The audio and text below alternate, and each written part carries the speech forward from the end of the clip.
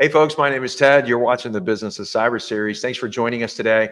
And if this is the first time you're joining us, we talk about cybersecurity resources for critical sectors here. We talk about the challenges with people, the challenges with budget, and the challenges with time.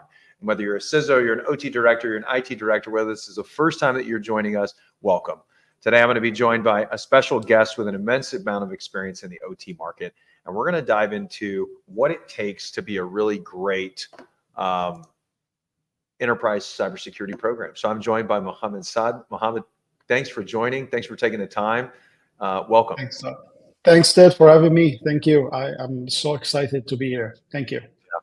So how we normally set these titles, just for everybody to know, is what happens is we usually have an idea pop up, two people talk on the phone, and then after 10 to 15 minutes of conversation, wherever the conversation naturally gravitates, that's usually where we kind of synchronize on a title. And the title that came up for this one is Enterprise OT Cybersecurity 101. Excited to talk about that today. Excited to talk about an assessment, differences between enterprise and OT, applying security controls. We're going to talk a little bit about the CrowdStrike Microsoft outage that happened just this last week. And then finally, the value of an OT CISO role. As always, we can see your comments. We can see your questions. So if you like a comment or you have a challenge that you want to offer, please don't hesitate to lay them in the comments inside the LinkedIn app. And we're going to be able to see that. And if it's appropriate, we'll put it up for everybody else to share. As always, we're very excited to get feedback from the community. And if this is, and if you're not able to watch it live, then this will be available in a feed later. But before we do, Mohammed, I'd love for you to talk to us a little bit about your experience. Kind of what does your day-to-day look like been for the last couple decades, and lay that foundation of what I think is an incredible knowledge base for the audience today. Thank you. Thanks for having me again, and I'm so excited for this show. I'm one of the big fans of that show, by the way. So I'm Mohammed Saad. I'm in this industry since like 20 years now, in industrial automation and the control system. My higher expertise in that domain by education and a bachelor and master degree in control system. Then I came from asset owner side. So I started my career at asset owner side in oil and gas, instrumentation and control systems. So I understand what customers are looking for. And then I joined the Honeywell for last 12 years. I've been there in multiple countries. Ended up here in United States. I'm based right now in Atlanta, Georgia. So I was one of the people who founded the business in EMEA region for the OT cybersecurity business. And I work in multiple different cybersecurity skills like business development, sales director, business development director, technical solution consulting director. We build multiple solutions together. And my last role was leading the managed security service and the first OT SOC as a service in the industry. Right now, I'm working as an independent consultant and advisor to some companies, as well as I'm focusing on my venture builder, which I was working on since like a year now, helping technology companies to scale up. Okay, so yeah, that's my expertise. So I'm an OT, came from automation to cybersecurity to business. It's a mix. and it's going to keep going. Yeah, no, I appreciate the asset owner start.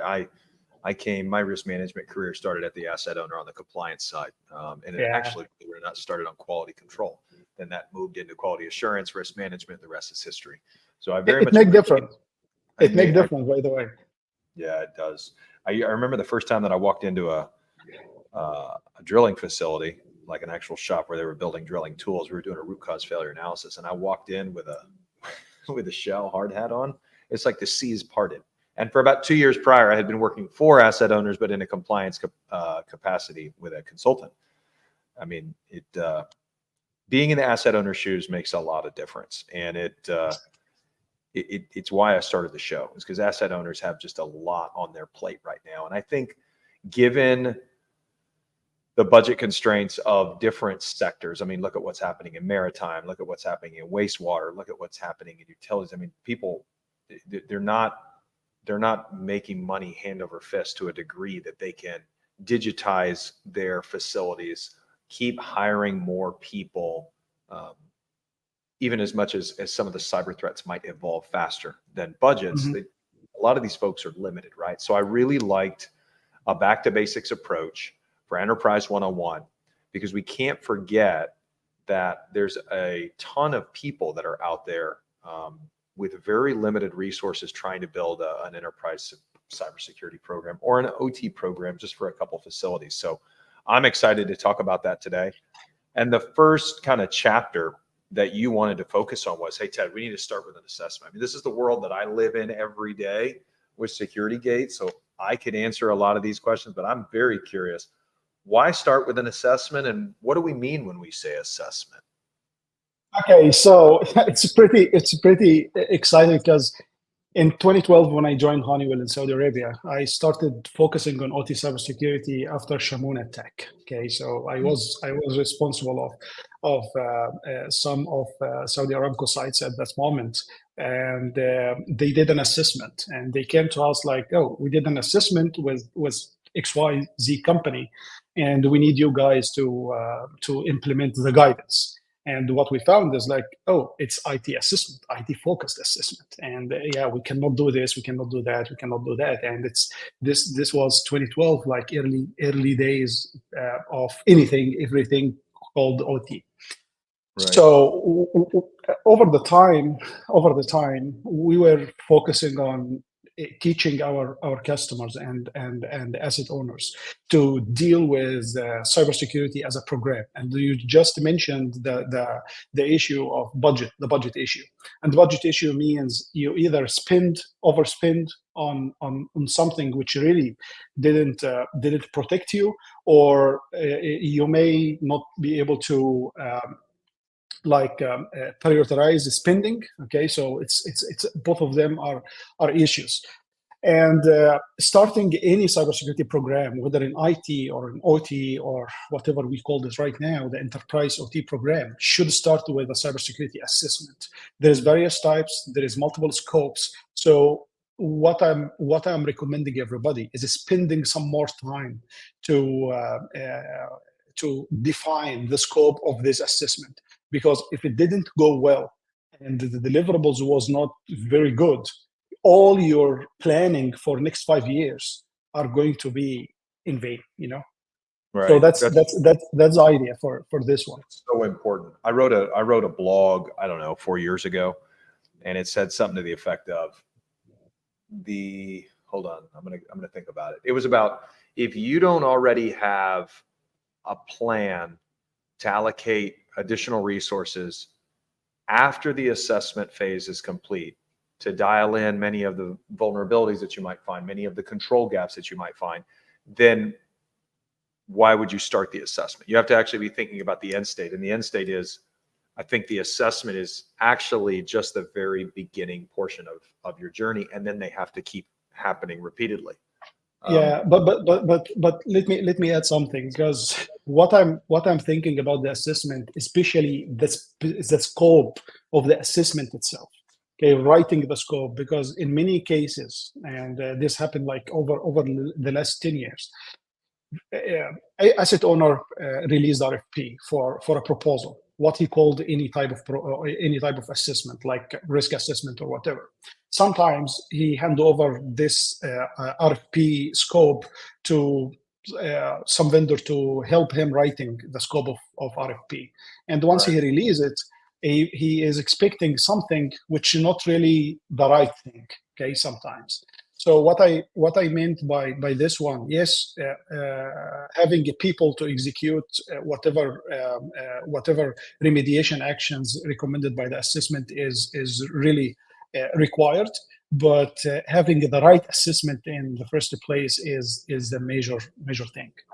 Yeah, and I think it comes down to scope as well as the type of framework or standard you use. I see a lot of people go too wide in the scope and too complex in the standard. Perfect scenario would be, I want to assess my entire enterprise to ISO IEC 62443-2. Well, that if you see that, you say that scope doesn't match that standard, right? You have to pick a very specific segment of zones and conduits. Most people don't have the controls data, the threats data. They're not mature enough to handle that. But that's where they want to be on the, you could even say the same. I want to assess my company in a CSF. Well, within the CSF, the various questions, there's very important that you allocate a very clear guidance on the scope, because you could have questions like, are my systems inventoried? Do I have physical security protections in place? Well, the guidance I've always focused on is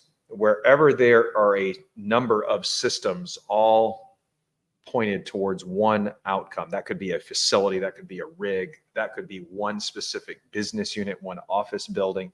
That's, the starting point for your scope. And then within that scope, think about the different layers of all of your different, equipment stack and your personnel. Is that the level of detail that you're encouraging people to think about when it comes to scope? Yes. So first is one of the scope is like, would you like to have this assessment to be done remotely or on site? Okay. So my recommendation always for our customers to go on site, because when you go on site and you go through everything, okay, you find many surprises. Okay, you already have some. Okay, and Right. and second one is, yes, the questionnaire to make sure like your team and the capabilities and maturity are good. And the third one is the scope of like scanning, okay, or vulnerability scanning or whatever. Okay, so if you are looking for like enterprise, we're talking about enterprise like multi-site. Okay, and we're talking about like a customer or a owner right now. He is releasing RFP. So what he should look for is something reporting all the gaps in each site and connecting all these gaps together. Okay, on one view, connecting it to the risk score of the company. So you have this company do assessment in site 1, site 2, site 3, site 4, and at the end you have one risk score for each site, and you have a workshop afterwards to define which site should go first for remediation, and what should be in the remediation plan. Yeah, it makes sense. The biggest thing that the value that I try to think about in the industry is comparative. You get if you do a standard compliance or you do maturity levels, regardless of the enumeration of your overall posture, whether that's a controls posture, whether that's some sort of risk, I've always said that number, that color, that score is not as relevant in a silo as it is when it's compared to other sister business units. And I don't think folks do that enough. I think that the industry has gotten into the idea that we want to go as deep as we can into one organization. But where folks start to miss value is when they don't come back up to the strategic level, whether that's the CISO or the C-suite, and they try to do a comparative analysis against the other facilities. And I think, could you comment on that a little bit? Yeah, I really I'm fan of comparative analysis between sites, because in many cases companies who run multiple facilities, there is some facilities are run short in cybersecurity maturity and the others are advanced, and this is dependent on the people are running at site level or able to justify the budget and able to secure the budget. But if there is like a corporate function looking for all the sites together, so they will be able to increase the risk score for each of for all the sites at once or in a specific time frame. But yes, it's like I like it. I like this approach, and that's what I recommend my customers to do: is do assessment for all sites, compare. Okay, identify which site is most risk to the business. Okay, Right. and make sure. And here you can prioritize the remediation actions you are going to take, and budget actions you are trying to secure, okay, based on these levels. I tell you what happens when you do an assessment, whatever assessment type that may be, and you do a comparative analysis and you put everybody on the same screen. The same thing always happens with leadership as they go and they look and they say, why is facility X or facility Alpha so much different than the rest of them? And what ends up happening is that it starts to challenge the boardroom. It challenges the operational teams to really look at each other and say, why are, all of these facilities are equal in their criticality to the company. Why are they different? And that therein lies the next value that you unlock when I think you do assessments effectively. And that is when you think about getting budget, aligning your teams, how do the assessments or the assessment results, how do you feel in a best case scenario, asset owners improve their teamwork, they improve their communication, they improve their budgeting? How does that actually work when done right? So once you do assessment, you have the report of the assessment. And what I mean by the report is not only like, oh, we have gaps here and we have gaps there, but also the remediation action or cybersecurity program framework outside as output of this assessment. So every assessment should feed a cybersecurity program components. So if you have a short fail in training, okay, so you need to have a sub program for training and awareness for your people. If you have a gap in asset discovery, okay, so you should have a subcategory for in your program for asset discovery. But what I mean for securing the budget or helping securing the budget is there are many remediation actions are going to be marked as very risky or it's like very very critical, similar to like zoning and segmentation, or having a flat network, or you have multiple systems are open together, or you don't have DMZ and you are connected directly to the corporate network. Okay, so all of these things is helping you justifying the budget. So first is the risk score, which is ideal for every enterprise. They have risk score for each site, from business continuity point of view. Okay, so they know which site is most critical for the business. So we can say like, oh, this is the most critical sites from 1 to 10, for example. Then the most critical actions we need to take as part of the assessment results. So you can justify the budget based on this. And with the assessment scope, with the assessment results, okay, and when you define the scope, you define also who are going to work on the plan and remediation plan from corporate wide, from OT wide. So it's going to be easier to justify a budget.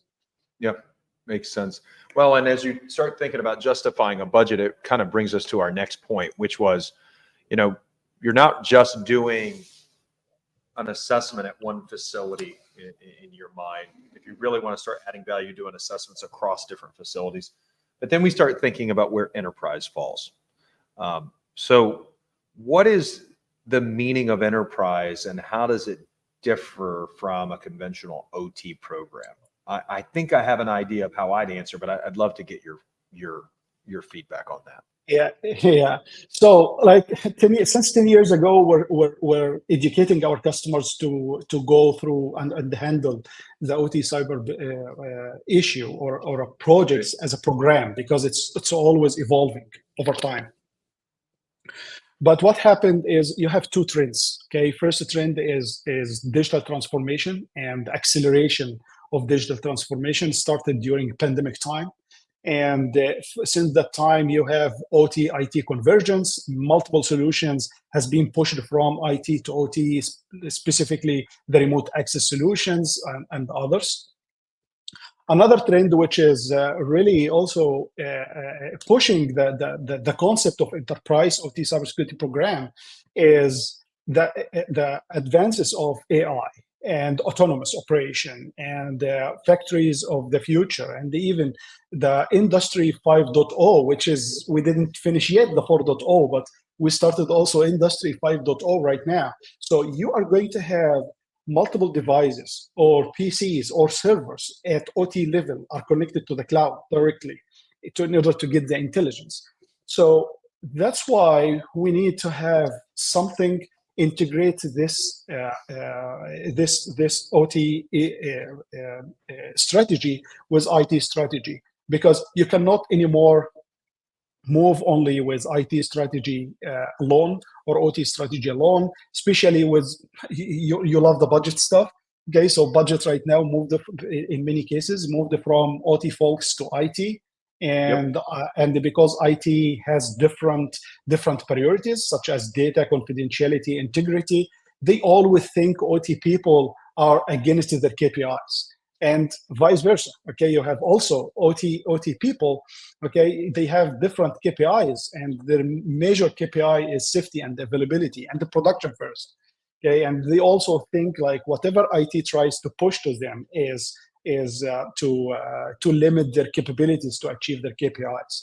So the idea for enterprise is you already have disaster recovery plan in IT. You rarely have disaster recovery plan in OT. Okay, you always have like link every risk in the IT strategy to the business risk. Rarely you rarely have this identification in the OT. So the idea for enterprise is talking common language between both organizations, the OT and the IT, for good.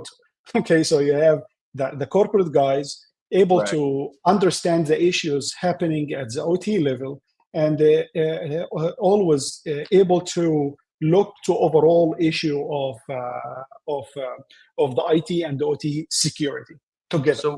So yeah.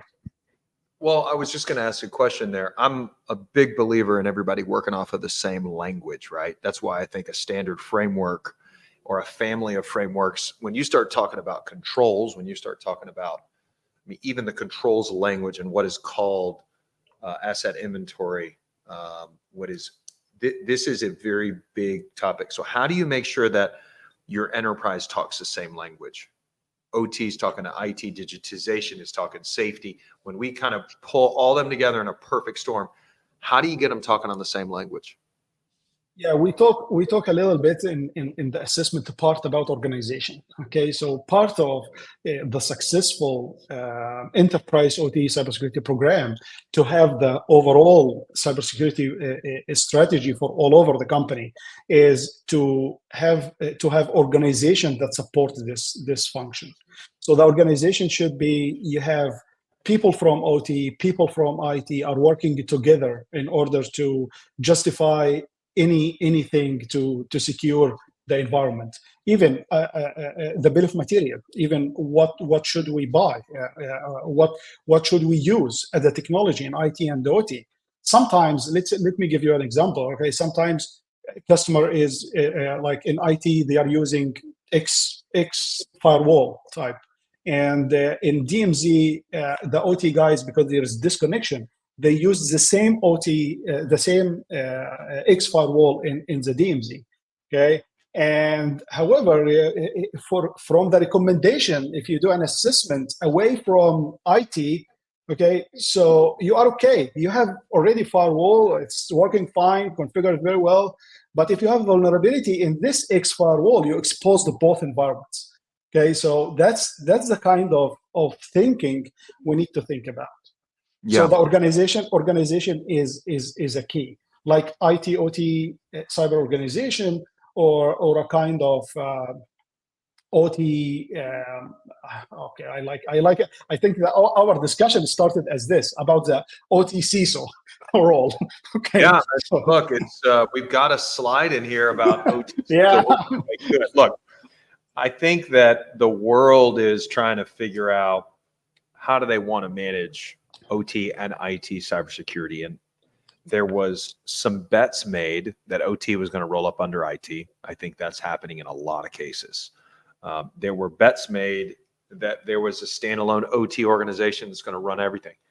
I'll tell you this, out of the folks that I visit, the ones that are managing OT kind of alone, I would not say siloed, because they're very engaged with leadership, but it's 50-50 if they work with IT. And so what starts to happen is, if you have your own OT leadership, is that they focus solely on the security, the availability, the safety, and the reliability of those systems. And that's all they think about, which is good for them. But IT then, they don't really engage that much with them. Where do you find the role of an OT CISO being ultra valuable if, from my vantage point, the teams that silo their OT alone, they just don't really work as much with others?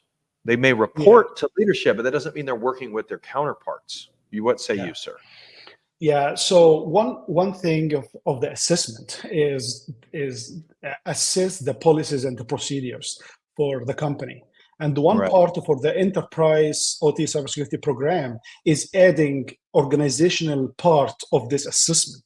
It's not only vulnerability or gap analysis for what you have, but also the organizational part. That's why when I wrote some about this skill gap. Skill gap is not only in the space of technicality. Skill gap also in the space of people have technical skills and also have some business skills in order to advise customers on the right organization structure to support this type of organization. I saw myself some models, okay, during like last 10 years. So they have the OT people are running the facility, operation facility, blah, blah, blah. But they have people from OT who are responsible for the OT cybersecurity. They came from control system background. They gave them the right training. Okay, they had the leadership skills on this side. But they promote some of those guys and form like IT OT group. And this IT OT group, there is people came from OT, so they already understand what's going on. They already understand what domain looks like in OT. They already understand the risk of this machine, that machine, and they have also some people from IT who understand really what cybersecurity is, because and having those two teams together with one leader reporting to either the CISO, the corporate CISO, or the CIO is going to solve the problem. Because at the end, if you see all the cyber attacks happened for last 5-6 years, who is going to be questioned? Not the guys in the down level of OT. It is the CISO, corporate CISO, because at the end he's responsible for everything, and because he is start getting questions, okay. He is trying to get answers. That's why there is some clashes. And in order to solve this clash, you should have some kind of IT OT cybersecurity leader or OT cybersecurity CISO who is reporting to the corporate CISO, and this is all dependent on the budget and the scope and how big this team is, you know. Well, we're coming off of a weekend where, the biggest attack or the biggest downside of our interconnectivity was illuminated, but it wasn't, at least at this point, we don't think it was a nation state actor doing anything. It was just a misconfiguration or in an update. So how does this role, whether it's an OT role, whether it's an IT OT role, how could a given company prevent this CrowdStrike Microsoft outage issue if we had somebody who is only focused on those kind of environments, that kind of thinking, right? Not security as a whole, not digitization as a whole, but rather, how do I always make sure that I keep my facilities running the way we would? I think we would classify that as an OT person, but maybe not. How do they all connect into a better way? Yeah, I think the patch management issue in the OT world is an issue since long time. Okay, so we always behind because of testing, approval by the vendor before applying. And in many cases, when vendor releasing like critical update or something to cover a recent gap, he's communicating to OT customers or asset owner some sort of risk plan. Like, okay, you need, if you got the patch, don't apply it directly. You need to apply it on sample machines, or if you have a training system or something, you need to apply it there. Wait for watch it for like 1 day or something, then apply gradually on the plant. That's how OT works since long time. I think the issue is going to happen as IT OT diverge and they become like many like one system, and you are going to have cloud solutions also on the OT level. Okay, we like it or not, but it will happen. Okay, so having this type of outage is alarming, because it shows that we are not ready for anything at IT level or OT level. Okay, so the disaster recovery plan is not there in many cases, in many companies. So some companies, they don't have the backups still, even after all of these attacks. I think the only thing in this outage, and even the colonial pipeline, what happened like a couple of years ago, is it touched people's life. Okay, everyone's day-to-day life. It makes it very real. Exactly. However, we had multiple issues happened before. So I think what happened in this crowd strike and the Microsoft outage is alarming, and it will increase more focus on disaster recovery plan and the patch applying plan, and it's on both sides. So I don't like the people who are justifying the issue or attacking the vendor or anything, because issues are happening, okay, or problems are happening, but the consequences are really severe.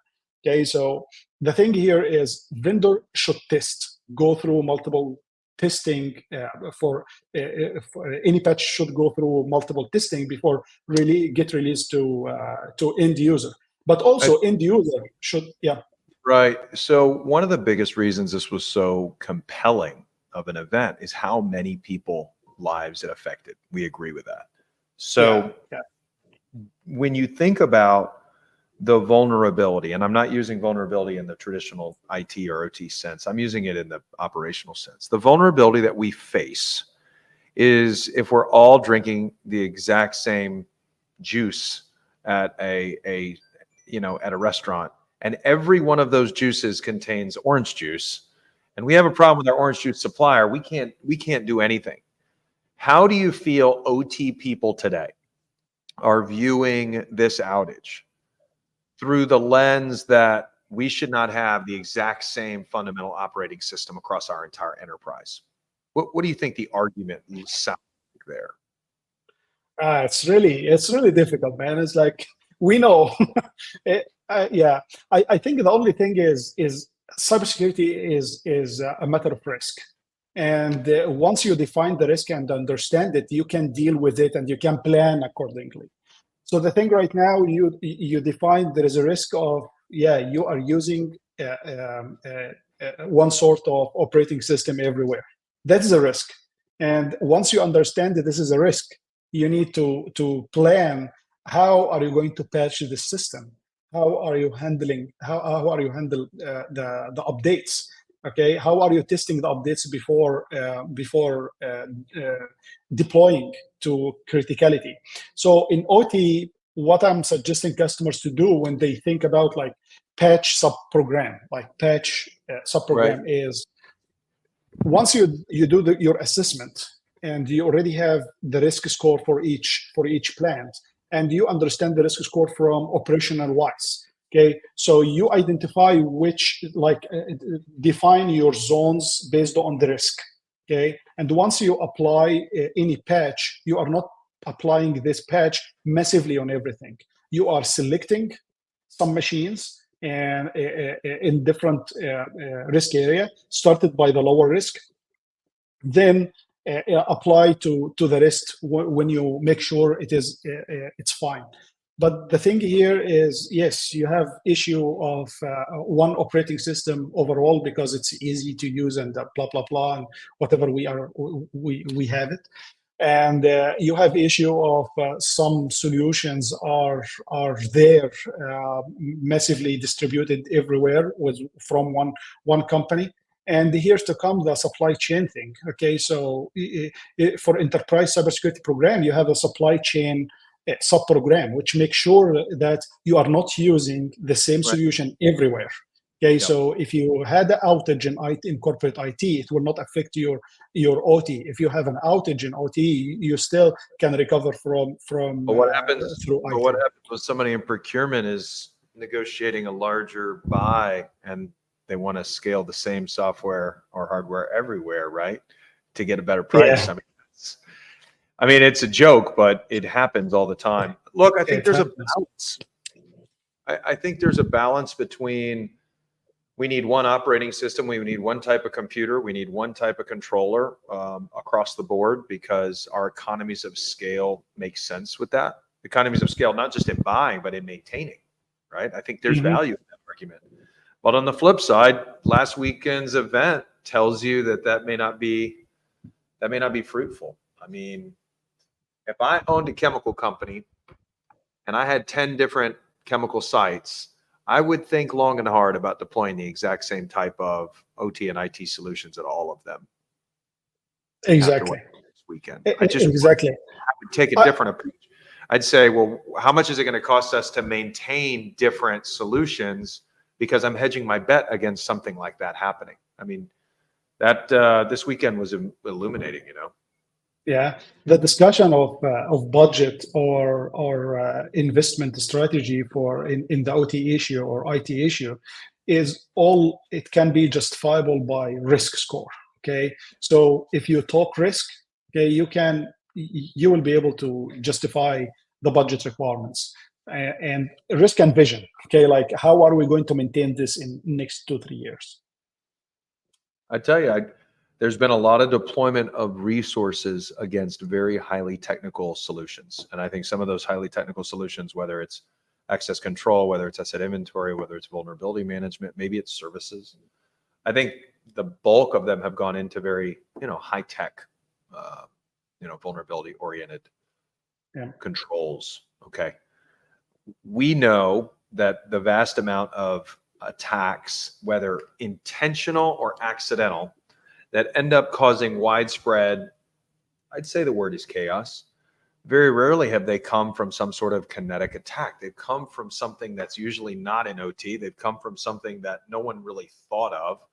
And usually the interdependencies of either various companies or various customer sites all relying on one thing. I mean, we saw it with the medical industry. We saw it just now.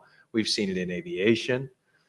Do you think that's going to change how CISOs are thinking about deploying their resources when it comes to applying security to the various controls? I hope, but I'm not sure it will change. Okay, because I I don't saw think so. many posts. Yeah, I saw many posts on LinkedIn for CISOs and some companies who have like some interest in like yeah with the vendors is like they are trying to justify. Yeah, they have been in this business since a long time. So why you guys shouting on them right now? And they did good before, but why you're shouting on them right now? I think the issue is nobody is shouting on anybody. It's like we're trying to, how can we solve the issue and how can we prevent it from happening one more time? So yeah, the right thing is it should change how CISOs are thinking about deploying any kind of solution. I'll tell you this. And yeah, but it will not. Last week we had someone on talking about NIS2 or NIS2, depending on where you live. And I found there are, I think, 10 different articles, I think they call it. They're basically 10 control families. And they say, you got to figure out a way to implement these across your facilities. And it's pretty basic, the approach, which is the smart approach. But there was this one little clause that I found very interesting as I read the actual NIS2 document. the directive, if you will. And it started talking about your supply chain, started talking about third-party risk management, started talking about, if you read a little deeper, it says something to the effect of the asset owner shall implement a program, policy, and procedure to manage the secure development lifecycle of its critical vendors to a degree that, and I just stopped right there and I said, stop. The first thing that I thought about when I read that was that the average CISO, the average company, pushing down some element of compliance to their vendors in a secure development lifecycle capacity, that is not an entry-level function. That is not an entry-level capability, okay? In fact, I think the people at the far end of the maturity spectrum still have a challenge of figuring out how they're going to do that. And then when I was eating breakfast on Friday morning, that's what I thought of, is that is fundamentally what we're dealing with here. And you know, kudos to the folks that are doing that. But if the whole world cannot be assessing their vendors on a regular basis on how effectively they're building their products, they're delivering their products, or they're coding their products, I think we got a long way to run. But I like the thing which I'm telling customers long time ago, like 10 years ago. I'm telling them, like, not zero trust, but no trust. Okay, there's no trust. You should handle your cybersecurity issue with no trust. Of issues are internal to your own team. Like it's not a thing of, I would not even call it no trust. I would say it's all the can't trust. I mean, you can't trust anything. You can't trust yourself anymore. That's a great exactly. Mohammed, this has been an illuminating discussion, and I love the back to basics approach. You know, if I sat with 20 asset owners in a given week, I would always ask them, you know, what are you really trying to accomplish? Does your cyber budget aim towards a business outcome? And I think that's what you're saying, is that we need leadership who think like that. We need assessments that are basic enough and go deep enough to really drive budget. And we have to be thinking about, you know, how we're managing this at an enterprise level. I think all of those are very important. I'll give you the last word, sir. Yeah, I think as Enterprise Cybersecurity Program is something which is going to solve multiple problems we are facing right now, because it touches OT, it touches IT, it integrates all of them together, and it helps justifying not only the budget, but also justifying the strategy, like the long-term strategy for the company. And they make CISOs or corporate directors or like easy answering a question of, are we ready for such thing or not? Yeah, it's exactly the question that we have to be asking. Well, I appreciate the time that you've given us at the Business of Cyber series.